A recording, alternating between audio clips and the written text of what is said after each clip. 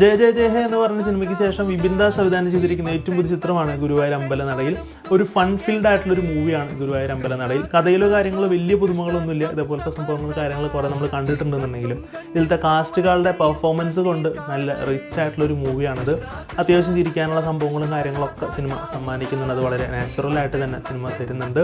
Especially സിനിമയുടെ first half വരെ അടിച്ചു പൊളിച്ച് കണ്ടിരിക്കാൻ പറ്റുന്ന ഒരു മൂവിയായിട്ടാണ് എനിക്ക് അനുഭവപ്പെട്ടിട്ടുണ്ടായിരുന്നത്. സെക്കൻഡ് ഹാഫിലോട്ട് എത്തുമ്പോൾ നന്നായിട്ടുണ്ടായിരുന്നു. ക്ലൈമാക്സ് കാര്യങ്ങളൊക്കെ അത്രയ്ക്ക് അങ്ങോട്ട് വർക്കായില്ല. പക്ഷേ സംഭവം കൊള്ളാമെന്നുള്ള രീതിയിൽ തന്നെയാണ് അനുഭവപ്പെട്ടിട്ടുണ്ടായിരുന്നത്. ബേസിൽ ജോസഫിന് അടിപൊളിയായിട്ട് ചെയ്യാൻ പറ്റുന്ന ഒരു കിടിലൻ വേഷം തന്നെയാണ് ഇതിൽ കിട്ടിയിട്ടുണ്ടായിരുന്നത്. പൃഥ്വിരാജിനേക്കാളും മേലെ സത്യത്തിൽ വന്നിട്ടുള്ളതിൽ ബേസിൽ ജോസഫാണ്. പൃഥ്വിരാജ് തൻ്റെ റോള് ഭംഗിയായിട്ട് തന്നെ ചെയ്തിട്ടുണ്ടായിരുന്നെങ്കിലും കോമഡിയും കാര്യങ്ങളും അങ്ങോട്ട് ചില സമയത്ത് അങ്ങോട്ട് പറ്റാത്ത പോലെ കുറച്ച് എഫർട്ട് ഇട്ട് ചെയ്യുന്ന പോലൊക്കെ തോന്നിയിട്ടുണ്ടായിരുന്നു. ആവശ്യമായിട്ടുള്ള ബാക്ക്ഗ്രൗണ്ട് സ്കോർ, സിനിമാറ്റോഗ്രാഫി, ടെക്നിക്കൽ സൈഡൊക്കെ വളരെ നല്ല രീതിയിൽ തന്നെ വന്നിട്ടുണ്ടായിരുന്നു. അങ്ങനെ തിയേറ്ററിൽ പോയിട്ട് കണ്ട് എൻജോയ് ചെയ്യാൻ പറ്റുന്ന നല്ല ഒരു മൂവിയായിട്ടാണ് എനിക്ക് ഗുരുവായൂർ അമ്പലനടയിൽ എന്ന് പറയുന്ന മൂവി അനുഭവപ്പെട്ടിട്ടുണ്ടായിരുന്നത്.